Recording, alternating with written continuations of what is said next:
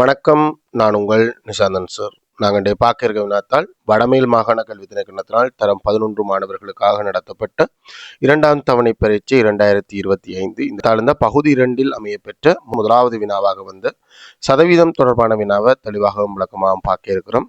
நீங்கள் இன்னும் இந்த குறித்த வினாவை செய்து பார்க்கலண்டா கீழே டிஸ்கிரிப்ஷன் பகுதியில் லிங்க் இருக்கும் பிள்ளைகள் லிங்கை பயன்படுத்தி வினாத்தில் தரவிறக்கம் செய்து பார்த்துட்டு இப்போ முதலாவது கேள்வி செய்கிறீங்க வேண்டாம். உண்மையாகவே பரீட்சையாக செய்யலை, பயிற்சிக்காக மட்டும்தான் செய்கிறீங்க வேண்டாம். முதலாவது கேள்வி செஞ்ச உடனே வீடியோ பாருங்க. வீடியோவில் விளக்கம் இருக்கும். உங்களுக்கு வீடியோ விளக்கம் எல்லாம் தேவையில்லை சார். மார்க்ஸ் எப்படி போடுறது, இது சரியான விட அப்படின்றது உங்களுக்கு தேவையாண்டா வீடியோ வந்து கடைசி ஒரு 2 நிமிஷம் வீடியோ கடைசி 2 நிமிடத்துக்கு விடுங்க. ஸோ அதில் வந்து எது சரியான விட எது புள்ளி அப்படின்றத சொல்லியிருப்பேன். ஸோ உங்களுக்கு எத்தனை புள்ளி கிடைக்குது அப்படின்றத மறக்காமல் கமெண்ட் பாக்ஸில் பதிவிடுங்க. இது என்னுடைய ஜூம் மூலமான கணித வகுப்பு இந்த ரெக்கார்டிங். ஜூம் மூலமான வகுப்பு யூடியூப்லேயே எல்லாம் தான் வருது. பேப்பர் கிளாஸ் கூடுதலானது யூடியூப்பில் வருது. ஆனால் வகுப்பு வந்து கொஞ்சம் கூடுதலாக கலந்துரையாடலோடு இருக்கும். இதில் சில கலந்துரையாடல் பகுதிகள் வெட்டி தான் யூடியூப்பில் அப்லோட் பண்ணுறது என்ன போர் அடிக்கும். ஸோ நீங்கள் வகுப்புக்கு கலந்து கொண்டால் அது உங்களுக்கு பயனுள்ளதாக இருக்கும். இணைந்து கொள்றேன்டா அது தொடர்பான விவரத்தை நீங்கள் என்னை கேட்டு பெற்றுக்கொள்ளக்கூடியதாக இருக்குது. இல்லைன்னா வாட்ஸ்அப் வழியாக ஜூம் அப்படின்னு சொல்லி ஒரு மெசேஜ் போட்டுவிடுவோம். நான் டீட்டெயில்ஸ் அனுப்புகிறேன். சரி வாங்க கேள்விக்குள்ளே போவோம். ஜஹாத் ரூபா 1,00,000 100,000 அப்படின்னு போட்டிருக்கு. அதுதான் எங்களோட உண்மையான கணித மொழியில் 100,000 தான். 100,000-ஐ 12% கூட்டு வட்டி வழங்கும் வங்கி ஒன்றில் கடனாக பெறுகின்ற. உண்மையாகவே நான் ஒரு சில நேரத்தில் யோசிக்கிறது, இந்த நாங்கள் வங்கியில் காசை வந்து வைப்புலிடுறோம். அந்த வங்கியில் நாங்கள் காசை வைப்புலிட்டுட்டு பெரிய வட்டி வருமென்று நம்பி இருந்தோன்றிருக்கோம். அதை விட ஒரு கிழங்கு ரொட்டி வாங்கி விற்கிறதன் மூலமே 20% லாபம் பெறுது ஒரு நாள்ல. ஒரு 50 ரூபாய்க்கு வாங்கி ஒரு கிழங்கு ரொட்டி 60 ரூபாய்க்கு ஒரு ஆள் விற்கிறாருன்னு வைங்களேன். ஸோ 50 ரூபாய்க்கு எத்தனை ரூபா லாபம் பெறுது? 50 ரூபாய்க்கு வாங்கின கிழங்கு ரொட்டி 60 ரூபாய்க்கு விற்கிறதுல 10 ரூபா லாபம் பெறுது. ஸோ 50க்கு 10ண்டா 100க்கு பார்த்தா 20 ரூபா லாபம். ஸோ 20% லாபம் ஒரு சின்ன பிசினஸ்ல ஒரு நாள்ல. ஆனா நாங்கள் இந்த 50 ரூபாவை காசை கொண்டு போய் பேங்க்ல வைப்புலிட்டவன்டா ஒரு வருஷத்துக்கு அந்த காசு அவன் பேங்க்ல இருந்தா 7 ரூபா தான் வட்டியா தரப்போறான். யோசிச்சு பாருங்க. நாங்கள் பேங்கை சரியாக பயன்படுத்தணும்டா சரியான காரணம் இருக்கணும். எல்லாத்தையும் புரிஞ்சு கொள்ளக்கூடாது. காசை நாங்கள் வைப்புலிடுவது புத்திசாலித்தனமா இல்ல அந்த காசு எடுத்து உரிய செயற்பாடு மூலம் பிசினஸ் செய்கிறது புத்திசாலித்தனமானதா இருக்குமா? உண்மையாக நீங்க பேங்கை சரியாக பயன்படுத்தணும்டா நீங்க கடன் வாங்கி அந்த கடனுக்காக நீங்க கடனை பயன்படுத்தி ஒரு பிசினஸ் செய்யும்.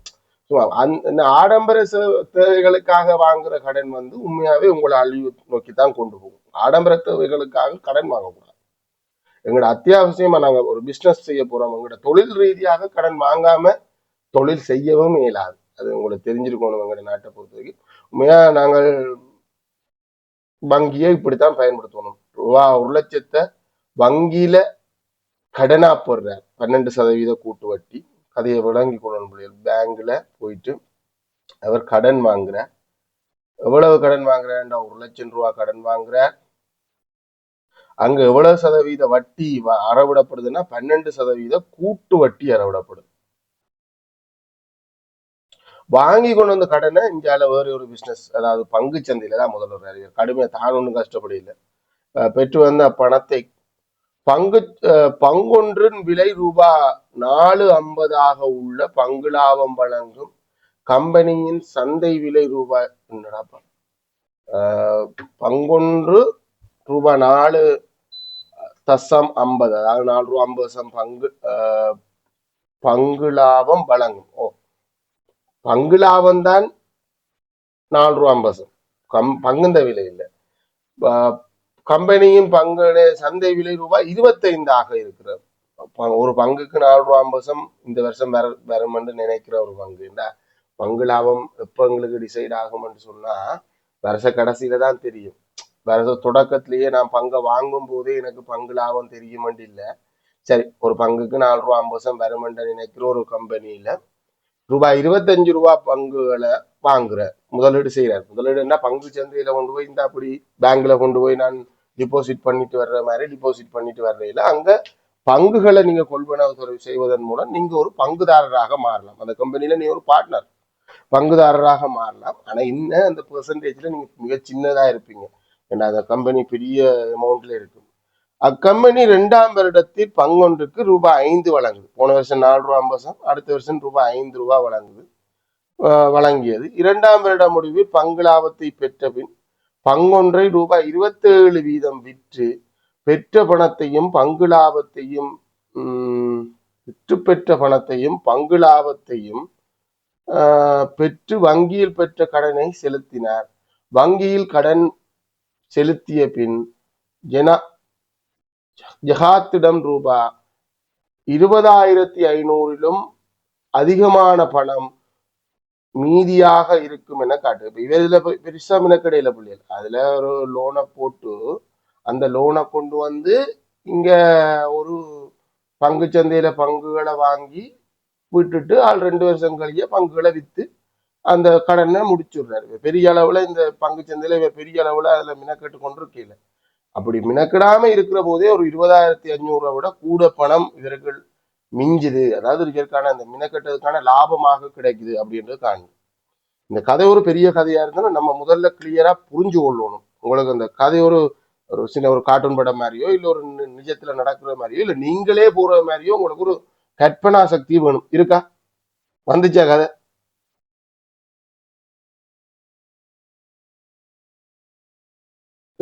இப்ப இவர் என்ன செய்யறாரு, அந்த பங்கு சந்தைக்கு போயிட்டு அங்க 25 ரூபாவுக்கு பங்கு வாங்குறார். ஒரு பங்கு 25 ரூபா பங்குகள் வாங்குறார். அவ்வளவு காசையும் கொண்டே முதல்ல ஒரு லட்சத்தையும்.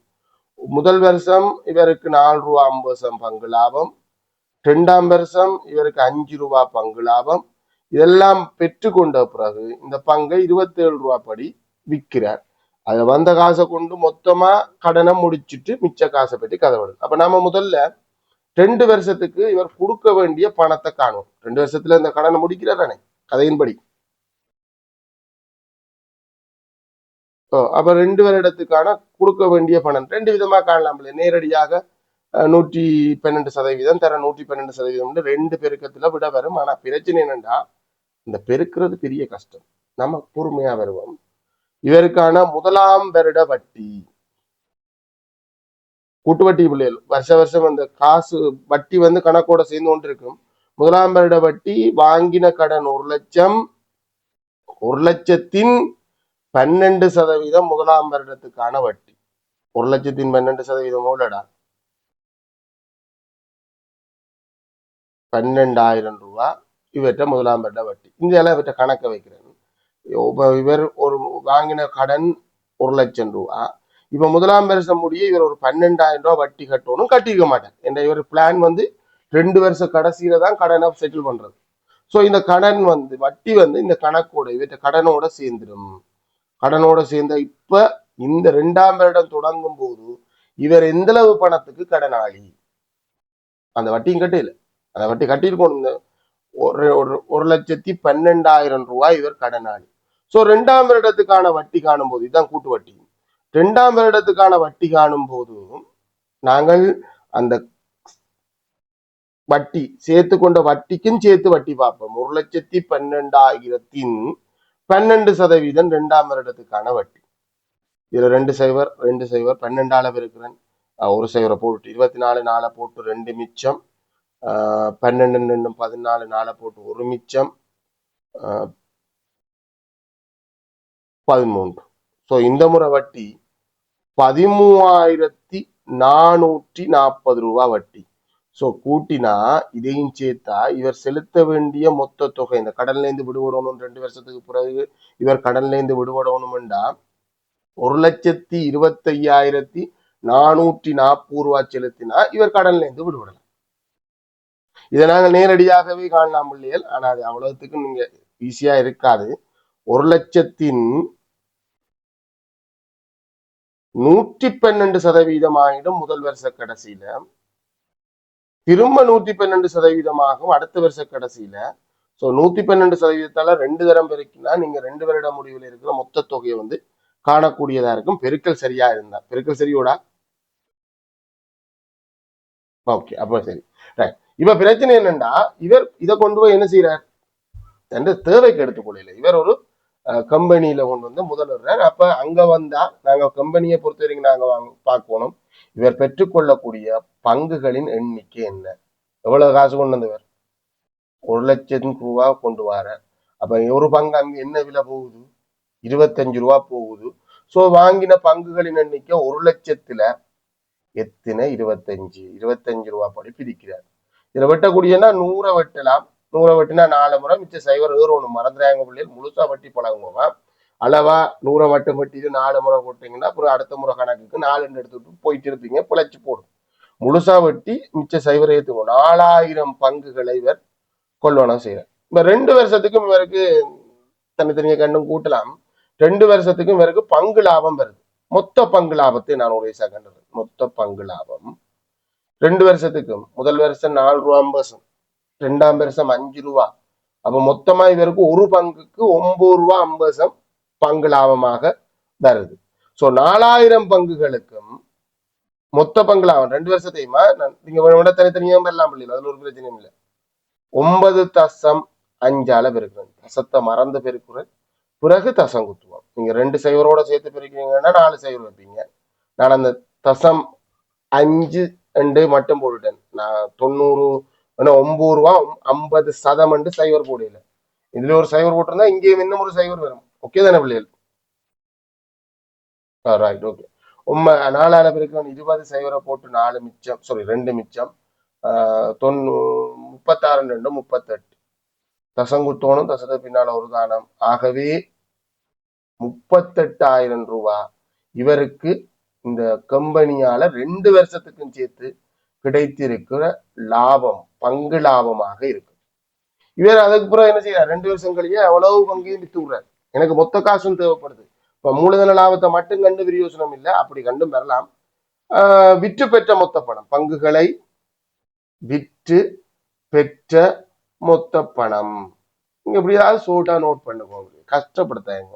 என்ன நீங்க உங்களை கஷ்டப்படுத்துனீங்கன்னா அப்புறம் கணக்கு செய்ய உங்களுக்கு விருப்பம் இருக்காது.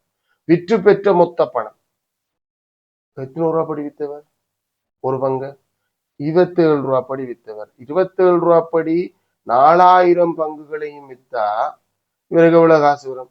3 சைவரையும் பின்னுக்கு போட்டுட்டு 28 8 போட்டு 2 மிச்சம் 10. சோ அதுல ஒரு 1,08,000 ரூபா பங்குகளை விற்று பெறும்போதன் மூலம் கிடைக்கும். இல்லைன்னா மூலதன லாபத்தை கண்டுட்டு கூட்டி விட்டாலும் பெறும்.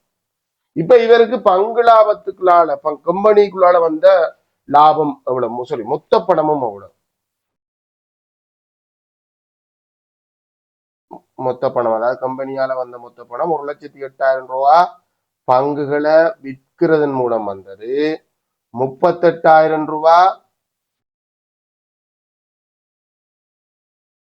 பங்கு லாபம் மூலம் வந்தது 2 வருஷத்தின் பங்கு லாபத்தையும் சேர்த்து போட்டு நான் 16 போட்டு ஒரு மிச்சம் 4, 1,46,000 ரூபாய் இப்ப இவற்ற கையில பங்கு சந்தைக்குள்ளால ரிட்டர்ன் ஆயிருக்கு.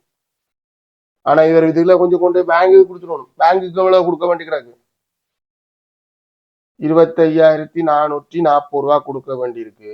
ஆகவே இவற்ற கையில இருக்க மீதி பணம் எவ்வளவு, 1,46,000 இருந்து 1,25,460 கழிக்கணும். இப்படி எழுதலாம். இங்க கழிக்கணும்ன்றது நீ இப்படி எழுதலாம். இந்த கழித்தல் அடையாளம் மிக முக்கியம். சைவர்ல இருந்து சைவர் சைவர் 440 என்னடா கழிக்கணும் என்ற அடையாளம் மிக முக்கியமாடாவா. சைவர்ல இருந்து சைவர் சைவர், சைவர்ல இருந்து 4 போகாது, அங்கேருந்து கடன் எடுத்து வரணும். அதெல்லாம் சின்ன வயசுலயே படிச்சாச்சு. இங்க வந்து 10 சேரும். 10ல இருந்து 4 போனா 6. இது கடன் எடுத்து கொடுத்ததுல இதுல 9 தான் இருக்கும். அதை பற்றி தான் தெரியும் நினைக்கிறேன். 9ல இருந்து 4 போனா 5, கடன் கொடுத்ததால 5, 5ல இருந்து 5 போனா 0, 4ல இருந்து 2 போனா 2, 0. சோ 20,560 ரூபா இவருக்கு 2 வருஷத்துக்கு பிறகு. ஒன்றும் கஷ்டப்படாம பங்கு சந்தையில கொண்டு போய் ஒரு முதலிட்டு வந்ததுல வந்தது. இங்க 20,500 அதிகமாகும், அதிகமான பணம் மீதியா இருக்கும். ஆகவே புடம் கொடுப்பிய விட்டுறக்கூடாது. ஆகவே எனக்கு வந்து அந்த மீதி பணமான ரூபா 20,020 அதுல செய்வது ரூபாய் 20,560 ரூபா 20,500 விட அதிகம் தானே. அது 60 ரூபா அதிகம் என்றாலும் அதிகம் தானே. அதுல மாற்றம் இல்லை தானே. 500லும் அதிகம். ஆக நீங்க இப்படியே விட்டுட்டும் போகலாம் பிள்ளைகள். ஆனா இதுலயும் பிறகும் தமிழ் கொடுக்கறது நல்ல. ஏன்னா போன வருஷமோ அதுக்கு முதல் வருஷம் இப்படி தமிழையும் பார்க்க வலிக்கிட்டாங்க. ஆகவே ரூபா 20,500லும் அதிகமாகும் விடையை நாங்க சமர்ப்பிக்க வேண்டியதுதான். புள்ளி எத்தனை வருதோ அதே ஸ்கீமை பொறுத்தது.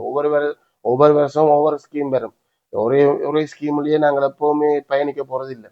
இது என்னுடைய ஸ்கீம். நீங்க என்னுடைய பிள்ளைகள் எல்லாருமே உங்களுக்கு எத்தனை வருதுன்ற ஒன்று செக் பண்ண ஆசைப்படுவீங்க தானே. அதுக்கேற்ற மாதிரி நான் போடுறேன். நீங்க ஒரு வருட வட்டியை காண்றதுக்கு 112 நீங்க என்ன 12% பெருக்கி ஒரு வருட வட்டியை காண்றதுக்கு ஒரு புள்ளி. அந்த பெருக்கத்துக்கு தான் புள்ளி தர்றேன்னா 2ஆம் வருட வட்டிக்கு ஒரு புள்ளி, செலுத்த வேண்டிய மொத்த பணம் காண்றதுக்கு ஒரு புள்ளி. இதை நேரடியாக நீங்க பெருக்கி வந்திருந்தாலும் அந்த 3 புள்ளியும் பெறும். இதுல இருக்கிறனே நேரடியாக நீங்க பெருக்கி வந்திருந்தாலும் அதுல உங்களுக்கு செலுத்த கிடைக்க போற 3 புள்ளியும் கிடைக்கும். வாங்கிய பங்குகளின் எண்ணிக்கை காண்றதுக்கு 2 புள்ளி அது வழக்கம். அதே மாதிரி மொத்த லாபம் மொத்த பங்கு லாபம் காண்றதுக்கு உங்களுக்கு 2 புள்ளி வரும். அடுத்தது பங்குகளை விற்று பெற்ற பணத்தை கண்டு மொத்தமாக இவருக்கு கம்பெனிகளால கிடைக்கிற காசு காண்றதுக்கு ஒரு புள்ளி விடுவோம். மொத்தமாக மொத்தமாக இவர கம்பெனிகளால கிடைக்கிற காசை காண்றதுக்கு ஒரு புள்ளி கொடுங்க. அதுக்கு பிறகு மீதியாக இருக்கிற பணம் 20,560 ரூபா அப்படின்றதுக்கு ஒரு புள்ளி. அது இதை விட அதிகம் அப்படின்னு காட்டுறதுக்கு ஒரு புள்ளி. அந்த குறியீடு தமிழ் எல்லாத்துக்கும் சேர்த்து கொடுக்கும். ஆக மொத்தத்துல உங்களுக்கு இந்த குறித்த வினாவுக்கு 10க்கு எத்தனை போடுங்க. இதுல கட்டாயம் இது என்னுடைய புள்ளி திட்டம் பிள்ளைகள். சில நேரம் இந்த இடத்துல ஒரு புள்ளியை குறைச்சி இங்க ஒரு புள்ளியை கூட்டி இருக்கலாம். இது என்னுடைய புள்ளி திட்டம், உங்கள் எல்லாருக்குமாக.